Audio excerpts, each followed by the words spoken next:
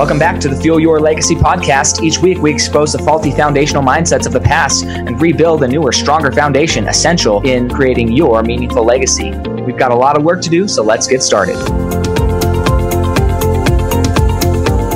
As much as you like this podcast, I'm certain that you're going to love the book that I just released on Amazon, Fuel Your Legacy, The 9 Pillars to Build a Meaningful Legacy. I wrote this to share with you the experiences that I had while I was identifying my identity, how I began to create my meaningful legacy, and how you can create yours. You're going to find this book on Kindle, Amazon, and as always on my website, samknickerbocker.com. Well, welcome back to the Fuel Your Legacy show. And today we have another incredible guest. She's living over in Spain right now, but this is also a historical moment for me and thus Hannah. We are live streaming the podcast for the first time on Facebook, which is exciting for me and hopefully everybody who gets to see it. And then we'll do a portion here. And then to get the rest of the podcast, you will have to go over to the actual podcast on Apple, Spotify, Google, anywhere there to listen to it. But let me introduce our guest. I'm super excited to hear more about what you do on a professional basis. And then I think it'll really add a lot of value into helping us identify who we are and thus what our legacy could be. So Hannah's a creator of integrative healing and multimodality and dimensional approach to self-healing and self-mastery. So she runs a school for this and she helps people have a holistic transformation. These healing practices are a large part of Hannah's life work and the essence of all her teaching. So when we're trying to create a legacy, something that's meaningful and trying to live in a way that we're excited about and that other people are excited about and share that with the world, that's a lot of identifying who we are and who we can share with the world. And so go ahead and share, Hannah, a bit of your past, where you came from. How did you discover this as one of your gifts and your skills? And why are you bringing it to the world the way that you do? So that final question is very interesting. Why do you bring it to the world? And I think that when we discover that the world is lacking something that is actually very necessary, we can choose to complain about it or we can choose to do something about it. And so that's the essence of my story.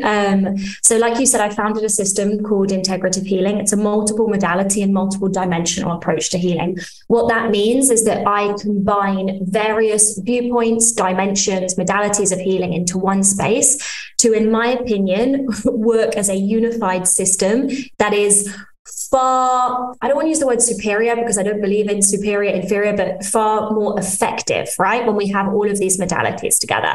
So it's unsurprising that I discovered this, created this, because I wasn't doing that great, you know? Like everyone that has a story of origins, it very often starts with like things weren't going that great. You know, I was 19.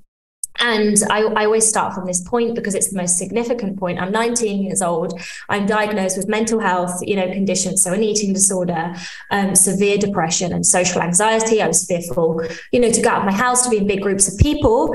And in the same 3 weeks, my mother was diagnosed with cancer. So the 7 years that followed looked like my healing and her dying. And it was in her dying and being a primary caregiver from a very young age that I started considering, I suppose, what you would call deep existential questions in my early 20s. Like, Han, you're going to die, babe. Your mum's dying. This is real. This isn't just the movies. Like, people die. And so I started to contemplate, like, what do I want to create? What do I want my life to be? What do I want my legacy to be? Who actually am I? And so when you're put in a situation where I think the stakes are high in the fact that you realize that you are mortal, right? And your mother is passing away. And that's, I was in and out of hospices, in and out of hospitals, in and out of all of these places in my early 20s, that I really started to think, if I let go of what everyone else thinks I should do, what would I do? If I let go of the prescribed normal path, what would my path be? right? And so it all kind of started from that. I did a lot of research. I did a lot of healing modalities. I completed my psychology degree, 4 years studying psychology at the University of Leeds, to be like, that wasn't helpful. So I did a lot more research, a lot more study, and eventually 10 years later, it is integrative healing. That's me in a nutshell. No, I love it. And I think that this is an interesting thing. I think that we do, a lot of people struggle with different things, and I say most, and maybe it's not most, but most of the people I encounter, they don't really think of their struggle as a blessing. They don't really think of their struggle as the gift. They think of it as the struggle. And I think what you mentioned is everybody who has like an origin story, they all started in struggle. And it's so easy to overlook that and think, well, the struggle is the part that we're trying to avoid, rather than the struggle is actually the path to identifying who we are. The struggle is a necessary part of becoming the person we want to become. And discovering that and choosing that. You mentioned a few things with your mom getting diagnosed and you getting diagnosed with two completely different things. And then you ask yourself, who do I want to be? How do I want to be remembered? And then like, what's my purpose? What about your mom getting diagnosed with cancer and then kind of going through the final stages of life? What about specifically about that was driving that question? Like, man, I'm mortal. Because there's other people who say, oh, we're mortal, we're dying, we should all just die, right? And especially if you're struggling with anxiety and depression, what was the thing that kicked you into, you know what, I want my life to mean more than what it means today? Like what exactly happened around that time? I think you hit the nail in the head, and there is more to it at the start of what you shared. So I have a belief system that in every obstacle, there is an opportunity. I don't even call it a struggle. It's just life. Sometimes life be lifing and people be peopling. And that's the most spiritual thing that we can learn, right? We think that personal development is perfecting our life, right? So no pain, no suffering. That's not actually true or realistic. Okay. So I think I always had this deeper feeling. And this is why it's important to be connected to yourself. So I always had this deeper feeling that everything was happening for a reason, and this is something that my family always said to me, everything happens for a reason. And so that conditioning was obviously beneficial for me at that time.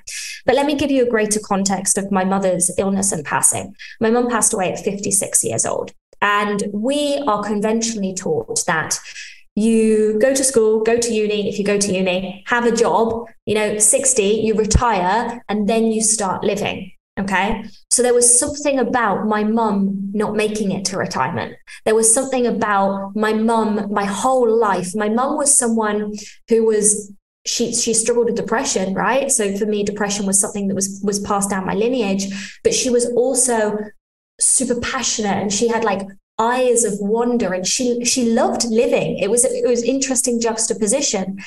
And there were so many things that she didn't do, right? There was a book that was half complete. She would say, if I'd chosen differently, I would have been a marine biologist, or I would have studied rocks, or she would have studied anything and everything. And so when you see someone that has, I don't want to use the word, maybe it's potential, maybe it's inspiration, maybe it's motivation, maybe it's just life, right? Not get to the time period that we've classified as living. There's something about that makes you go, wait a minute, we've got it wrong. I could die tomorrow. So if I'm waiting to my 60s to live, then this isn't right. So it created a level of urgency in me, but not in urgency as in time's running out. Urgency as in the moment is now. Like, Hannah, you're alive now. The moment is now. Do the thing now. And so I think what stops people from living the life that's actually authentic to them is fear, right?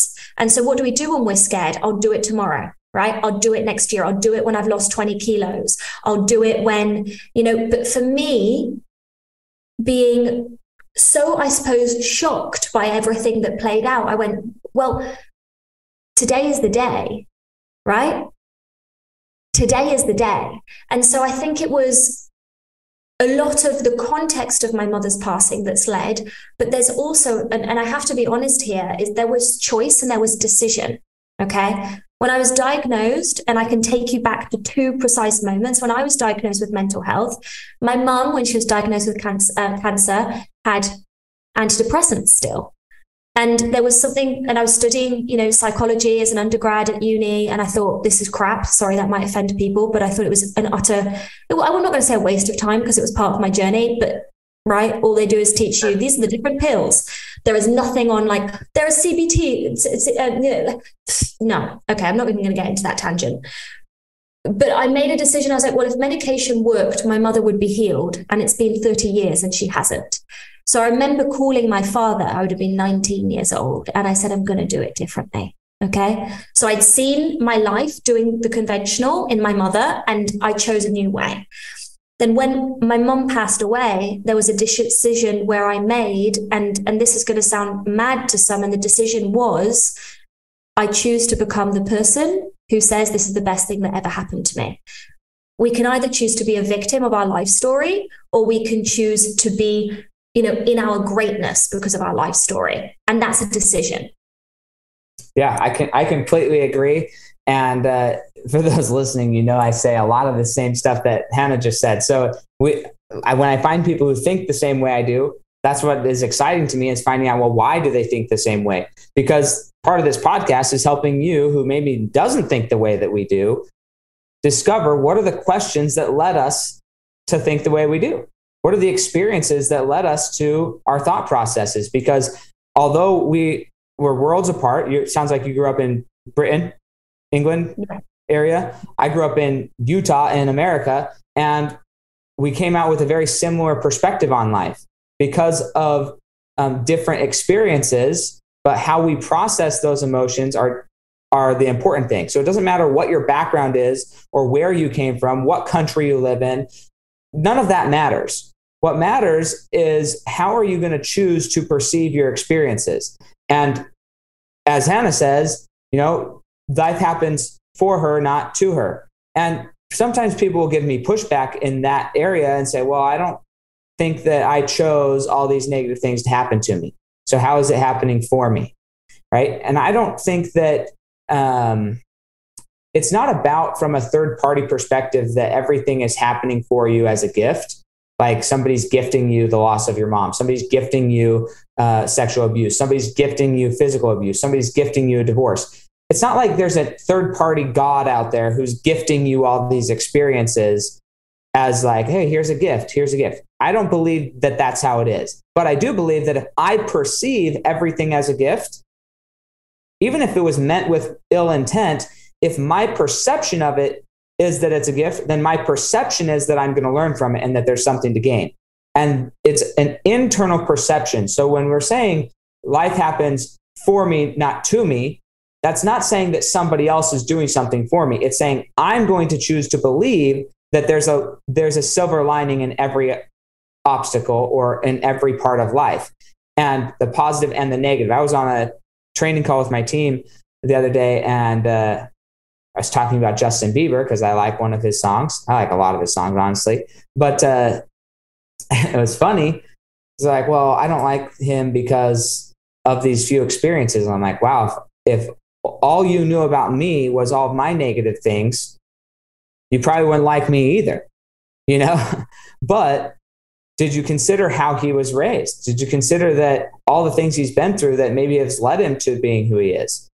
Right? Have you given him grace in all those different areas? So I think that that's important. I want to jump back just a little bit, because all of this kind of, I feel like, bleeds into each other. 19 years old, there's a lot of life between 0 and 19 years old. Like, a lot of things happen. You had a lot of experiences, probably good, bad, everything. I'm curious, what do you feel like led to your eating disorder?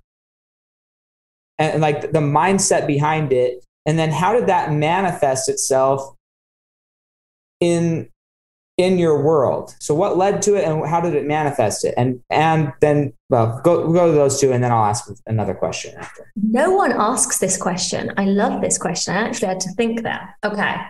So my mother I mean, a lot of you guys might not know about the history of Spain, but in Spain, there was a civil war that affected a lot of families. And one of those families was mine. Okay. My mother was brought up in Morocco as a refugee from the civil war in Spain.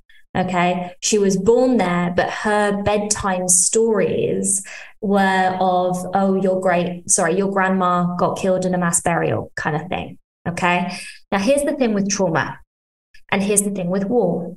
And here's the thing with trauma that's unprocessed. It's passed down family lines. So it's passed down on a physiological level. You can read things like, Gabor Mate's got an excellent book on this where he collates studies. You can see, for example, this is an amazing study. It was an amazing study about something very tragic, but it was very interesting if you're scientifically minded like me, right? They researched the mental well-being and neurochemistry of children whose mothers were pregnant watching September 11th. Okay. And what they found was the mothers that had bodies that were less able to deal with the trauma had children that actually had affected neurochemistry. Okay. So less love pathways, let's put this in simple language, less of a stress tolerance, more of an alert response. All of these things are the impact of trauma. So all of this to go to say, okay, you may think there was a civil war in Spain and Hannah's family was in it, is unrelated to my mental well-being. And you would be wrong, okay? Because that fear is held in the system. That fear affects the nervous system, it affects the neurochemistry, okay? And the children born from a person that doesn't deal with that or process that, God, I don't know how sciencey to get. This is another little fact. I'm letting you go, and then I'm going to go way deeper, probably. And depending on how deep you go, I'm going to take it. Okay. Another level.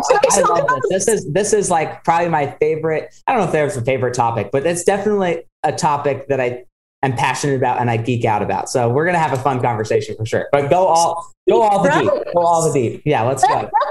Let's deep dive. Okay, there's smiling faces, guys. So there's something called attunement that happens between primary caregivers, right, and their children, but before the age of 2.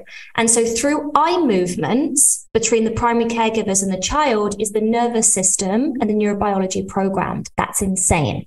So what do I mean by this? Let's say you've got a mother who loves you. My mother loved me. She loves me. I still believe she's here, but she loves me. There is never a question of lack of love in my family. That is not something that I have personally experienced from but my mother, because of her trauma, was disconnected to self, okay? In the fact that didn't know how to read her own hunger cues, low sensitivity to pain, all of these things that we don't realize are not good. Basically not in her body, living in her mind. So you have a child and you're not tapped into self, then you can't fully attune to the child. You don't meet the needs as the child needs it, right? The eye movements are programming in a heightened stress response. All of these ways is how trauma is physiologically passed down the lineage, okay? So I believe that my mother, she had her first mental breakdown at 19 years old. My mother, when she was pregnant with me, she was suicidal. She was put on antidepressants, okay? None of these things were good for my biology. And I don't say this as I'm so angry with my mom. Like, I just say this from a very rational, that affected my biology, I was an anxious child. I cried all the time. I wanted to be held all of the time. I couldn't be left alone. There's a biological reason for that. So I believe, my mother's lack of attunement and connection to self, and eating disorder. What is an eating disorder? It's a lack of connection to self as well, right? I feel pain. And I think through control, what I'm going to do is alleviate pain. It's a maladaptive response to emotional pain. Okay. So I believe that all of my mental health conditions were maladaptive responses to emotional pain because we don't teach human beings in school to deal with emotional pain or to deal with life or to deal with relationships or to deal with the fact that, maybe this boy fancied me and I didn't fancy him. And then he said something mean to me. Like we don't equip kids to deal with stuff that happens. Okay. So I think biologically there was something there. Now, there's also something called belief. What are beliefs? Thoughts that are repeated. That's all a belief is. Sure. And families pass on beliefs, and beliefs are either nourishing or they're damaging. Let's put them in those two very limited categories. There are nuance, there is gray area, but for today's conversation, okay? Now, when you come from a lineage of refugees, okay, my family didn't have a good take on life, okay? My grandma does not think life is a nice thing, okay? Which makes sense. She lost her mum, she lost her dad, she lost her brother, she lost her sister, she lost her daughter, okay? And in our world, we don't equip people to even deal with grief, let alone anything else. So what does my grandma believe about life? Life is bad, life is suffering. What did my mum believe about life? Life is bad, life is suffering. Unconsciously as humans, we create lives that match our belief systems until someone in the family says, what if that's not true? That was me. Mm-hmm. Yeah. And it's so important to say, what if it's not true? Because, and accept that it possibly, like, my mind works, what's the worst thing that could happen? And accept that, okay, that's the worst, and then make it better. Like, now let's go and improve on it. I want to go back through this conversation that you just shared, because you shared it from a beautiful perspective of the post-trauma and like even after the children are born.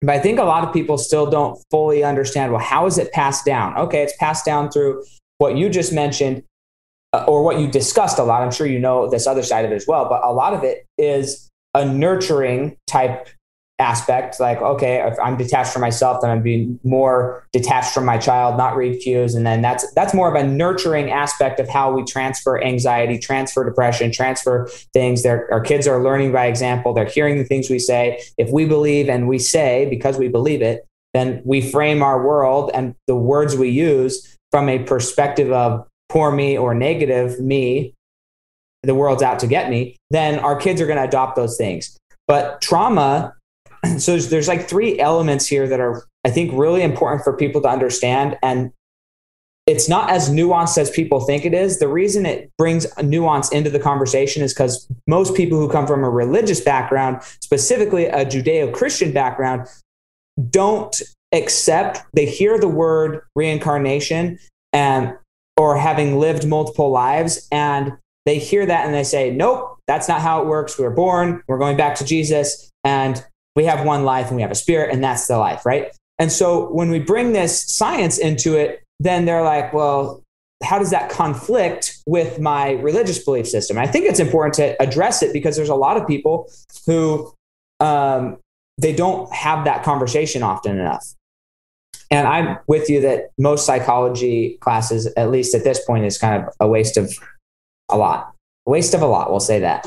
But something that's really interesting, if you study the mind and how it's not just the mind is in and of itself, we'll get into that, but the actual DNA. So let's just talk about DNA for a second and the process of how a child is born. So you have a sperm and an egg, and they carry DNA strands from male and female, and then they connect and they basically become one strand of DNA, a new strand of DNA, and then that starts replicating, and then this child starts growing.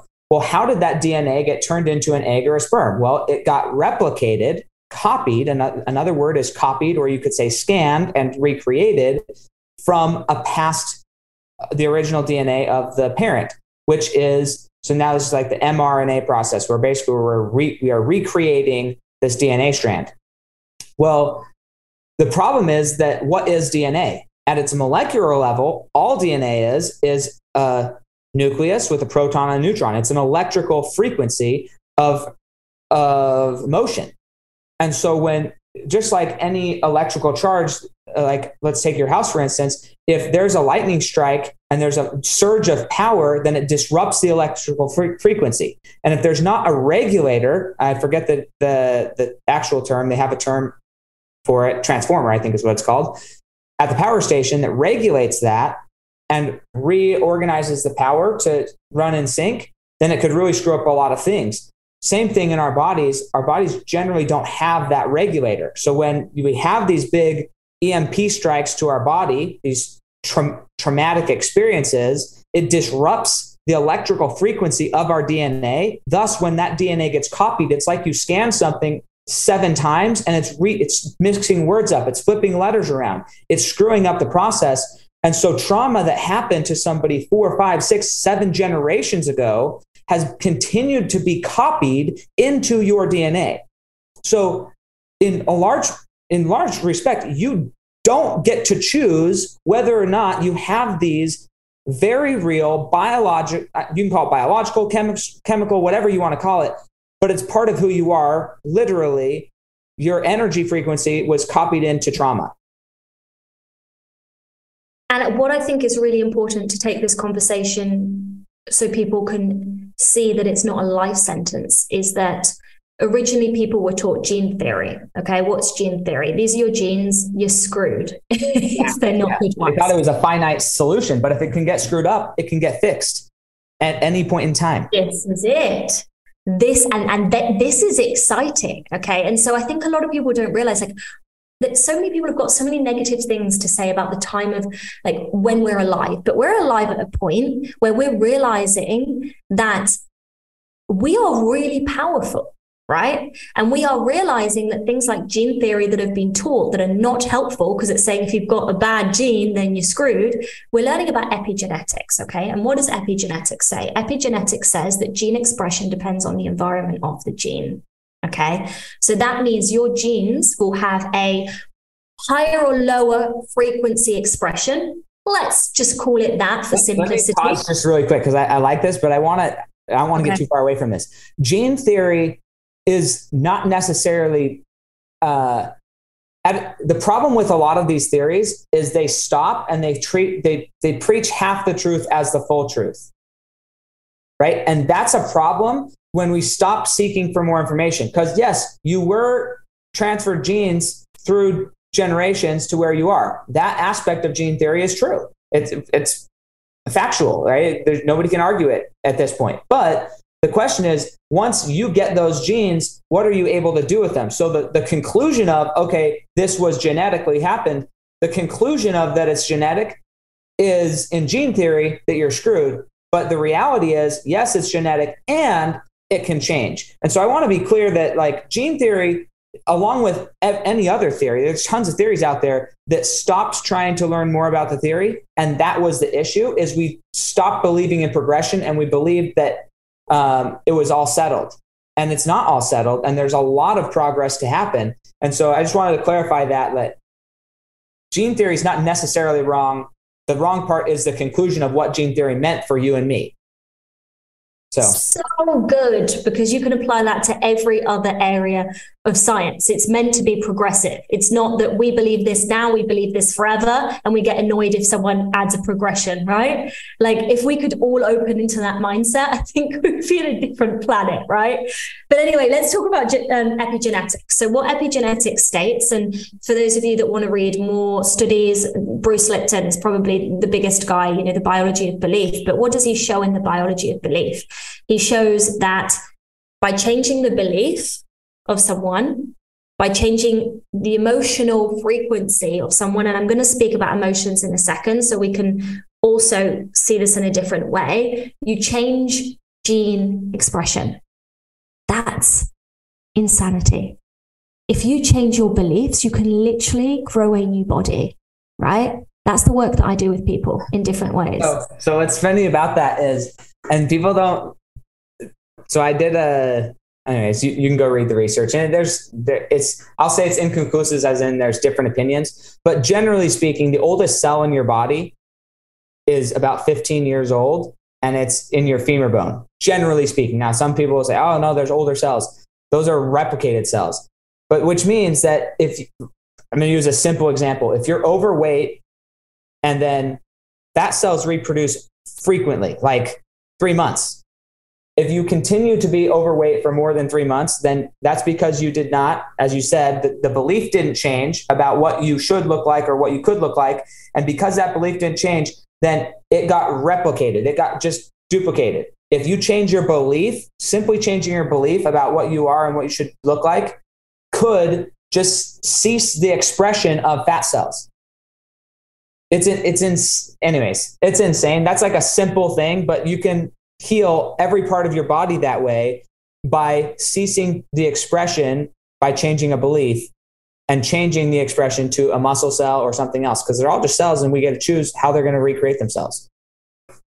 This is my favorite conversation. I'm so happy that this is happening. Just nerdy fact after nerdy fact. But it's so important and it's so exciting, right? Because if you hear from my story, so I'm 31 in 2 weeks, right? So I was diagnosed when I was 19. I look very young, guys, and I keep saying that I look young. So my biology... Right. You look 18 forever and always. Thank you, forever and always. But I am pretty much 31. So the first few years coming off medication, you know, all of this mental health, it was challenging because it was rewiring a new way of being. I haven't taken medication for 7, 8 years. And it's not something that I have to work hard at because this is now the new me. So when we're changing belief, when we're changing biology, when we're becoming a new us, okay, which we can talk about what that means, I think there's an understanding that the first phase, yes, can be challenging, but it gets to a point where this is so you can't even recognize or remember being the old way. Okay. So it can feel like a big feat, but at some stage it won't be. Well, so to add to that, right, you can't remember being the old way. So I say this all the time. It's like who I was when I was a teenager did a lot of stupid things, but because I understand that every cell in my body is no longer in existence inside of my current form, it's been released into the universe and I have new cells, then I did not actually do anything that happened. Like who I am today didn't do that.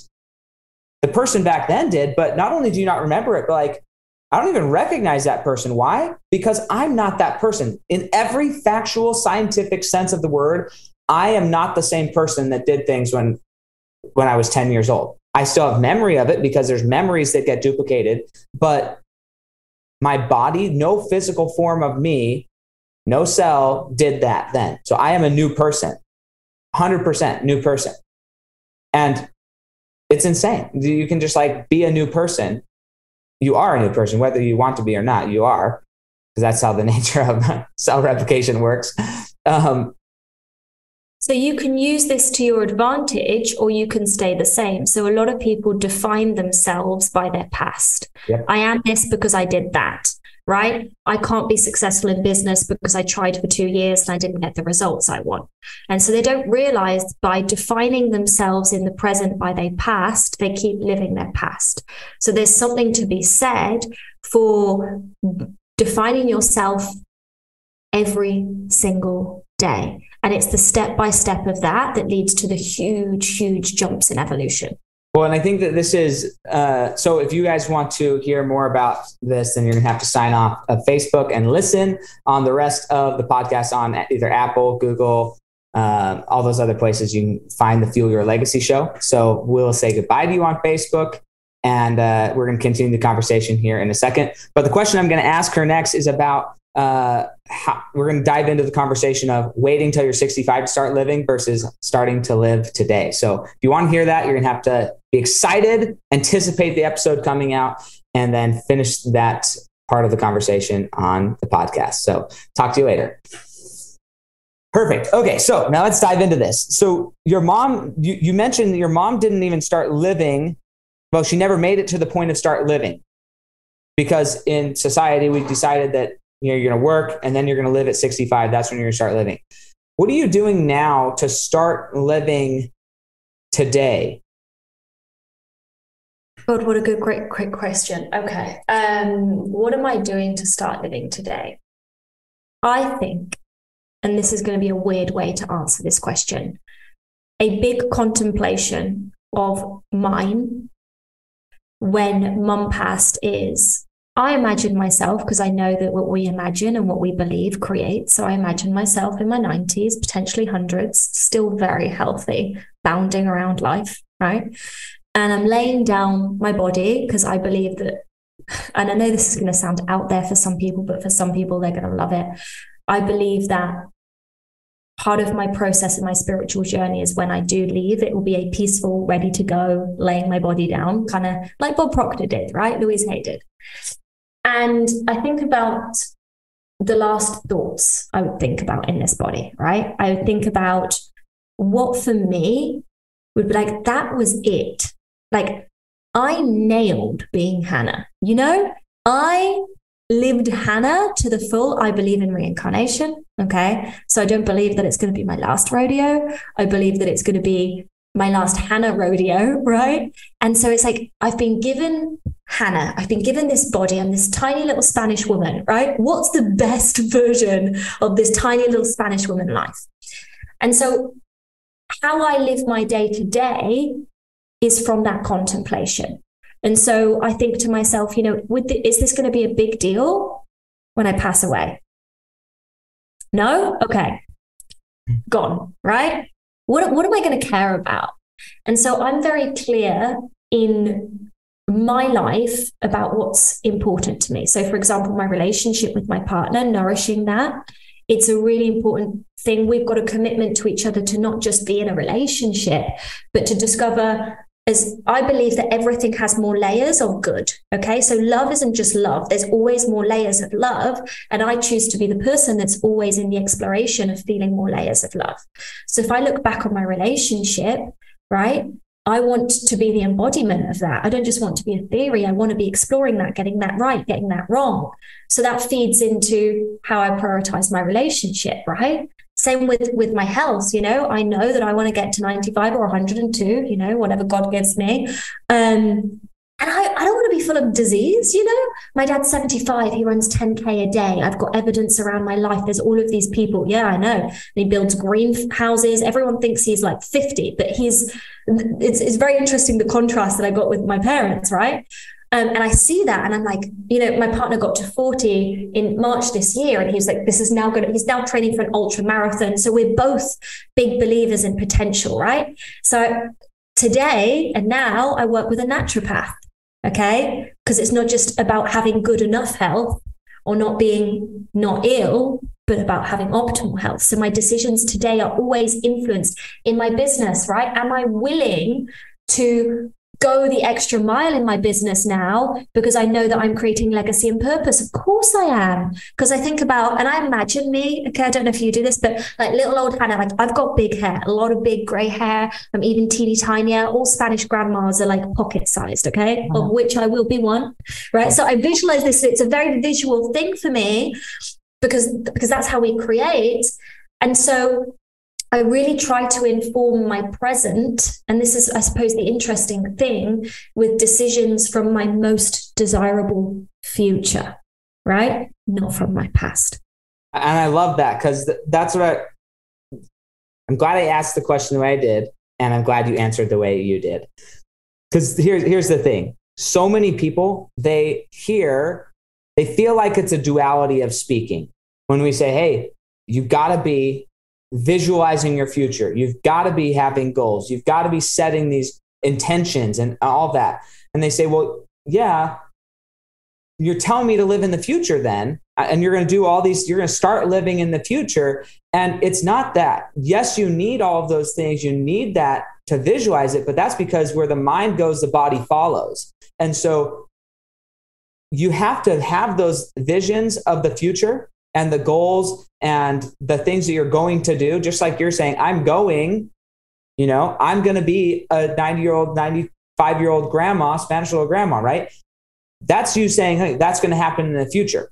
But what's key about that is not that that's going to happen in the future, so I'm going to wait for that to happen in the future. But you're saying, okay, let's pretend I am that person today. How would I hope to be living this life today? What's going to produce the most fulfillment, fond memories, joy, and happiness when I am 90 because of what I did today? And that's really where all of vision strategy, I mean, you mentioned Bob Proctor, Napoleon Hill, Dale Carnegie, like all these people, what they're doing when they're talking about visualizing and the secret and working with a desire and intention and vision boards. What the purpose of those is to bring the future right up to reality, and then have that future the way you want the future to be, inform, as you said, what you're doing today. how must you act today so that is your future? I was talking to somebody last night, and one of his dreams is to help families and family entrepreneurs live their legacy, which is also one of my dreams. And he was saying, look, you have to stop saying, well, once I have X, then I will live this. Right? You're not saying, well, once I'm an 90-year-old grandma, then I'm going to be happy about no, it's like, if I want what I want as a 90-year-old grandma, I've got to make that happen today. If I want the health that I want, I've got to make healthy choices today. If I want the mental health that I want, I've got to make mental health choices today. If I want the financial life that I want, I have to make the financial decisions today that are going to provide that life in the future. And by every act of me doing today what I can do, that is what's going to create that life. And there's another saying that people underestimate what they can accomplish in a year, and they overestimate what they can accomplish in a month. And I think the point of that phrase is that it's a small, consistent actions that people forget the law of compounding, and they don't know how to properly factor the law of compounding into their future. So they think, well, I'm going to do this a massive thing today. And the truth is, big, like Rome wasn't built in a day is the phrase. Those big accomplishments, they were never, I shouldn't say never. Generally, those big accomplishments are not results of grand acts. Generally, those big accomplishments that look monumentous right now are the compounding of simple actions every day. So you never actually do put in this big act ever. It's just a simple act. But people are like, I have to do this big act to catch up. And they don't realize that the way to catch up is to start being consistent with the small things in life. I 100% agree. And it's interesting. So we hit a big milestone. We built the business to $1 million in about just over 2.5 years. Okay. Everyone wants to ask how, right? How did you do it? Yeah. Tiny things every single day consistently, right? Like teeny weeny tweaks. Exactly. And people hate that answer. They're like, can I not have a roadmap with one step? You know? Yeah. But it's the truth, isn't it? I just want to give an example of how we can keep our future in mind and make moves today. Because, and this to come back to my mum's story, when my mum passed away, I made many choices. Okay. One of the choices was the business, the legacy. But a big thing for me was also, I want to have a family and I don't want to be working all the hours. So I'm exhausted, falling asleep on the couch and, all of these things. Now, because I knew that I wanted that, I started taking action in the present moment. What did that look like? Not dating men that didn't know how to commit. Do you know what I mean? It can be really simple things like, being really clear on what I'm going to tolerate in a relationship and what I'm not. Being clear about who is the person that I can build this life with, right? Hence Craig, my partner. That wasn't an accident. He didn't fall from the sky, right? Well, he kind of did. I did just walk past him in a coffee shop, but I'd very much intentionally decided. I knew what I was creating. I knew what I wanted. With the business, I always say to people, I'm on a 5-year plan. I'm about 3 years into a 5-year plan where the way I'm building the business isn't just building a business for money. There's intentionality behind it. I'm building up a team. I'm automating. I'm creating a body of work because when I go into the mummy phase of my life, I don't want to be as plugged in as I am now. Right. So those are things where I'm aware of the life that I want to live and they inform my present moment. And just like you say, they're tiny things, right? Instead of just chasing a goal this month, I'm thinking to myself, what's the infrastructure that we need that's going to last? And I think this is what entrepreneurs sometimes lack. They get stuck in dopamine hits of I need this now, right? And they don't focus on what am I actually creating long term? Yep. They need to read more, in my opinion. Start reading more Eastern, like Asian type, even Russia I would include in that. You start reading their philosophers and reading about the dynasty families and kind of the history. Most of their efforts, I'll call them that. A lot of these dynasties, they were 600 years long. They were 7, 8, 9, 10 emperors long. And it was clear to each person who was picking up in that process that they were fighting, they were trying to establish something for centuries, and that it was the role of the person in the middle of that century not to screw it up and to let that continue to go on. Well, you may not feel like anybody in your family, like there is a dynasty to even continue, but that doesn't mean you can't start one. And to start one, the first person who started it, they didn't start it and think, well, I'm going to do my best and hopefully the next guy does it. They started saying, look, we will be in charge. We will be the rulers for the end of time. For the next 1,000, 2,000 years, our family's going to be in charge. And if we want to create that type of power structure, then we have to create habits. We have to create belief systems. We have to create an identity, not just in ourselves, but in the people who view our family, that we will be held up on this pedestal. I mean, you see this with the royal family as well in England, where they're trying to do that. And pretty much all all European families, they have the royal families. And a lot of them, they're all the same family. Like if you look at like the actual genealogical trees, they're pretty much all related. And they were able to stay in power because of those experiences. And they were able to pass those things down, not on a short time frame, but they were thinking multi-century long plans. And it's the same thing with you're saying, even a 5-year plan. Some people look at a 5-year plan like, that's a really long plan. Why are you planning 5 years from now? It's like, dude, my mentors, they're planning 300 years from now. Like, I'm not kidding. Like they're setting up their trusts. They're setting up their life to perpetuate itself for the next 300, 400 years. They're writing laws and instructions about how their family is going to operate for hundreds of years from now. They're thinking about hundreds of years, not 5 years. 5 years is like, are you going to even start? Are you sure? You're not thinking big enough yet. And so I think that that's something to think about when we're talking about legacy and how we can live in the present, but also keep our future close to our heart.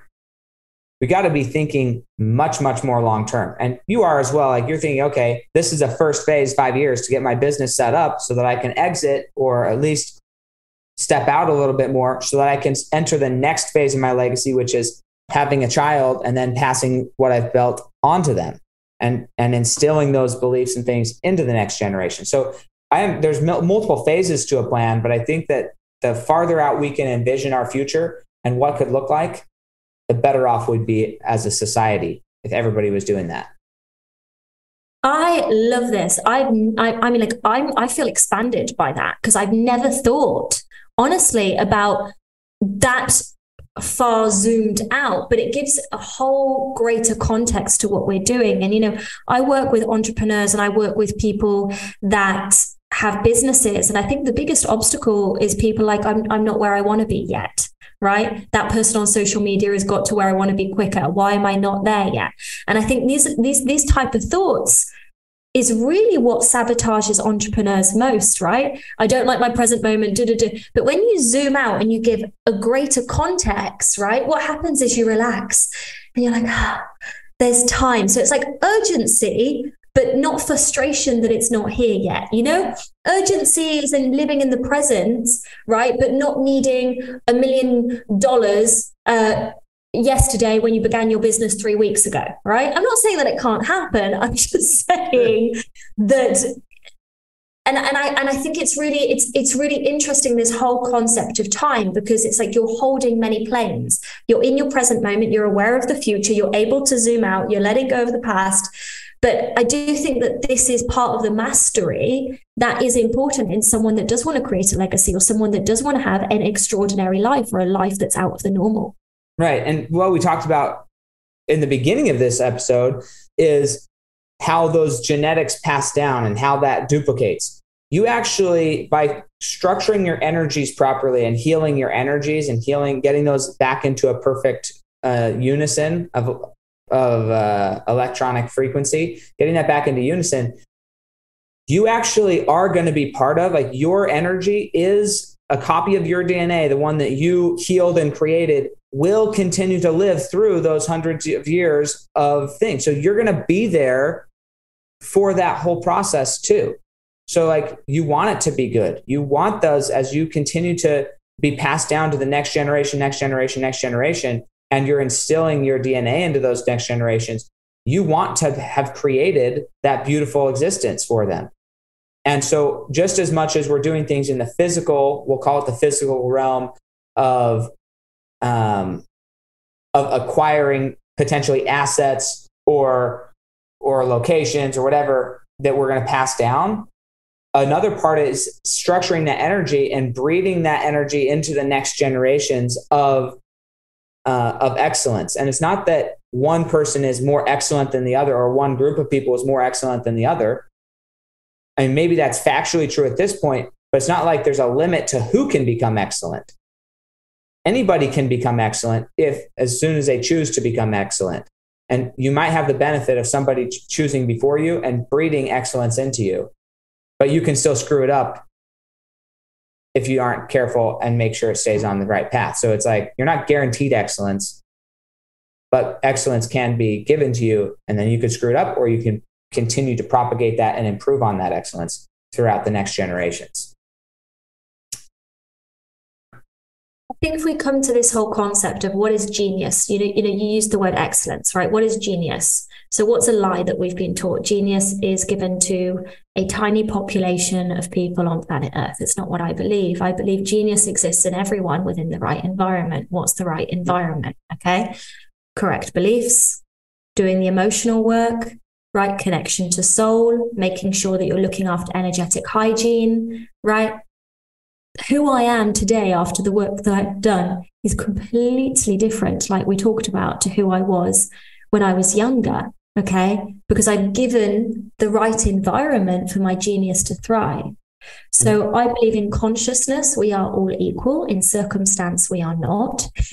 In family, we are not. In where we're born, we are not. But in consciousness, we are all equal, right? And so it comes back to this point of choice. Do I choose to be someone that experiences all of me and all of my potential, right? Or do I choose for my circumstances to be bigger than my potential?